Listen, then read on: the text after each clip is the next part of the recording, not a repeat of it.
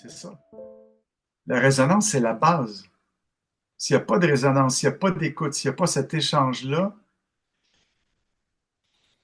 ça m'a longtemps questionné comment est-ce que les anciens faisaient? Comment est-ce que, à l'époque que le shiatsu était pratiqué par les anciens dans les villages, où il n'y avait pas une éducation, les gens mouraient à 40, 50, 60 ans. Qu'est-ce qui faisait que ces shiatsu-là étaient bénéfiques pour les gens? C'était l'écoute et la présence et la foi dans un processus qui était plus grand que nous.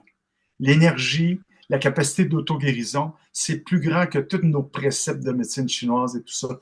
Et je crois que les anciens qui travaillaient avec leur cœur, dans une perception de ce qui se passait, étaient dans cette écoute-là. Pas dans les théories de la médecine traditionnelle chinoise. Encore une fois, je ne dénigre pas l'importance de connaître ces notions-là parce que ça peut guider notre toucher, nous rassurer. Pour notre mental, c'est drôlement important.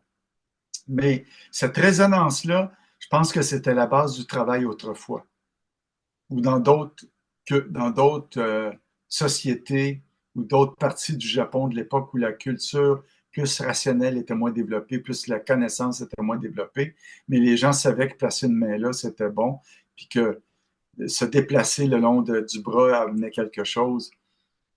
C'est ça.